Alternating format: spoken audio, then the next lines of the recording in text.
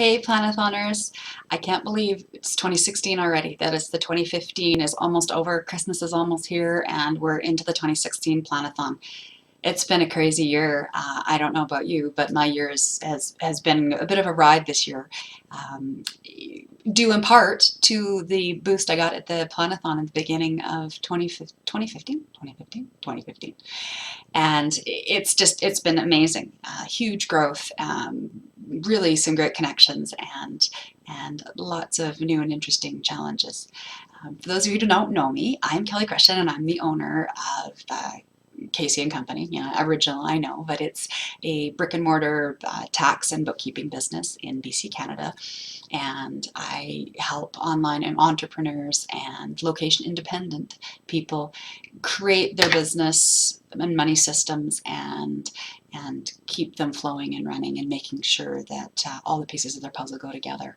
I love new and emerging businesses and seeing them grow and flourish, and helping make sure that they've got the financial and money information to be able to make good choices and help their businesses grow.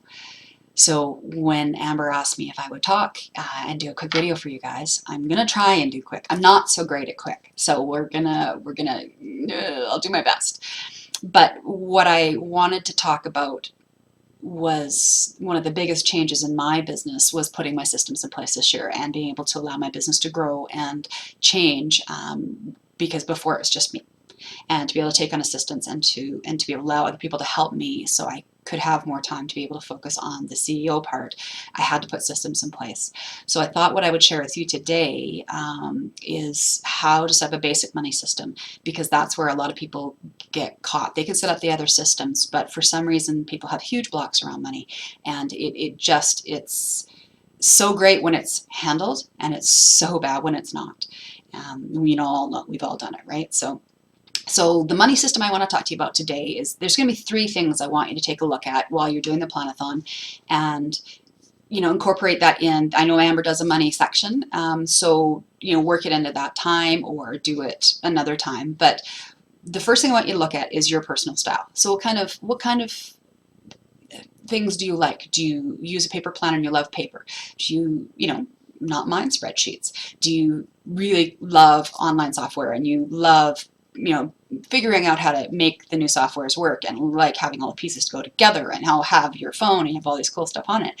So you got to find where your sweet spot is of what you're going to be able to make work for you and what you're going to use. And that is the bottom line of that personal style choosing. It's got to be something that is specific for you and your business. It can't be what works great for your uncle, or it's the free thing you can get from work. If it's not the right one, you won't use it, and it's worthless. So make a choice, do some research, take an inventory of what's working now, and what hasn't been working, and sort of make some choices there, and then do a little bit of research. Feel free to ask a trusted advisor. Throw some questions out actually in the Planathon group. I'd be happy to answer. There's some other people in there too, I'm sure, that would be able to give you some advice about what's working for them. So number two, once you've decided on a system, get it set properly. If you don't feel comfortable setting it up, pay someone to set it up properly for you. Bottom line, if it's not right from the beginning, you're going to pay so much more money at the end trying to get someone else to clean it up.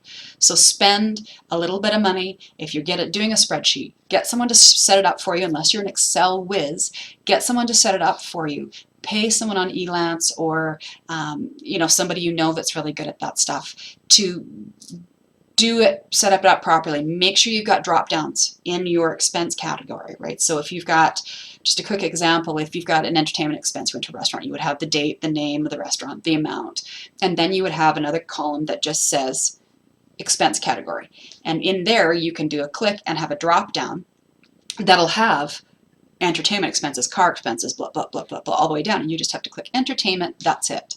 There's no going through miles and miles of a spreadsheet to figure it out, right? And then that category and that information should total and feed onto another page in a spreadsheet that gives you a nice, clean one page of where you're at.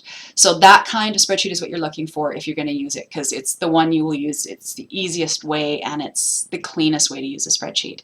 If you're going to have software, same deal. You need to get a chart of accounts, which is the list of all your accounts, what you have for sale. So if you want to break them out, you have them all broken into 1, 2, 3, sale A, sale B, sale C, and then all your expense categories. A trick to figuring out what those expense categories should be is take a look at your tax return.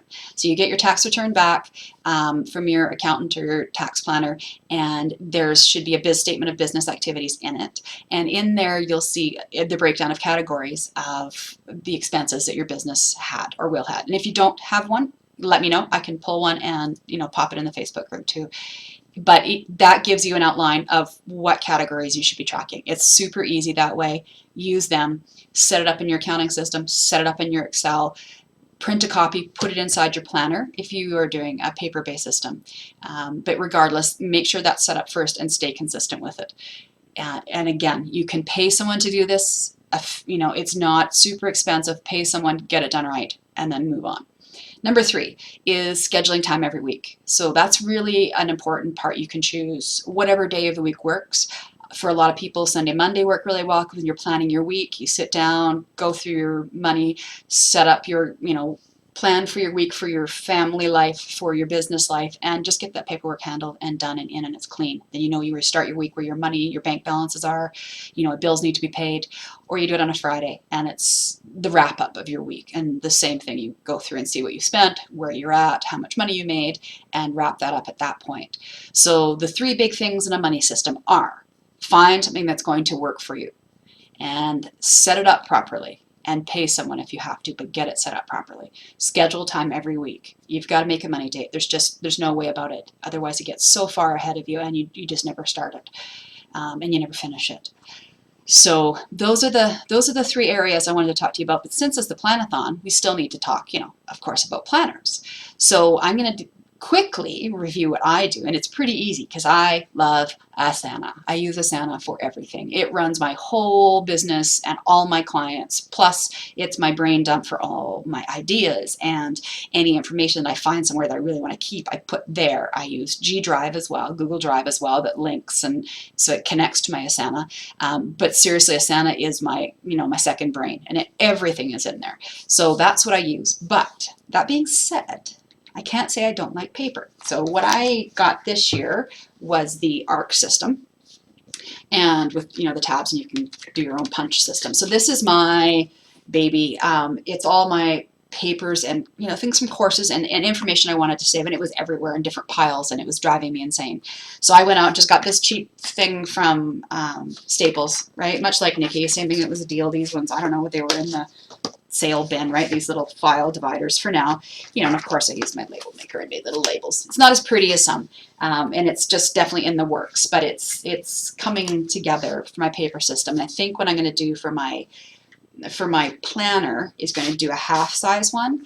And I don't want a planner in the traditional sense. I don't want your day timer part of it. That's not anything of interest to me as the day timer. I want the planning pages. I want to have your month spreads, your year spreads, so I can plan out my year, have my goals, have my thoughts, have these spots to journal and put in all the new ideas and things that come up. So that's what I'm going to try to create. So we'll keep you posted on what that's going to end up looking like. But realistically, 95% digital with, still a hankering for some paper and some pretty pens sometimes. So I'm excited again to be here for the rest of the Planathon, and I can't wait to see what the week holds for all of us. Thanks for listening.